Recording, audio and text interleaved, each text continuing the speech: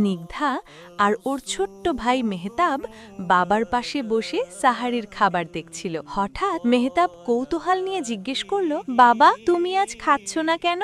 বাবা হাসি মুখে উত্তর দিলেন, কারণ বাবা আজ রোজা রেখেছি। স্নিগ্ধা তো শুনে অবাক, সে চোখ বড় বড় করে বলল, রোজা রাখলে কি হয় বাবা?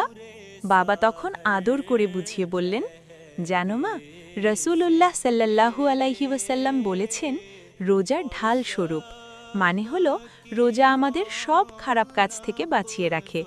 তিনি আরও বলেছেন, আল্লাহ তাআলা বলেন, রোজা শুধু আমার জন্য, আর আমি নিজেই এর পুরস্কার দেব। শুনে স্নিগ্ধা খুশিতে বলে উঠল, তার মানে রোজা রাখলে আল্লাহ খুব খুশি হন। বাবা মাথা নেড়ে বললেন, হ্যাঁ মা, একদম তাই। আর রোজা আমাদের ধৈর্য শেখায়, গরিবদের কষ্ট বুঝতে সাহায্য করে। তখন ছোট্ট মেহতাব তার ছোট্ট হাত দিয়ে পানি দেখিয়ে বলল, আমিও বড় হলে রোজা রাখব। বাবা তখন দুজনকে বুকে জড়িয়ে ধরে বললেন, ইনশাআল্লাহ তোমরা বড় হয়ে অনেক সুন্দর মুসলিম হবে। হাই বন্ধুরা, আমি তোমাদের ছোট বন্ধু। তোমাদের কি আমার ভিডিওটা ভালো লাগছে? তাহলে প্লিজ আমার চ্যানেলটা সাবস্ক্রাইব করে দাও।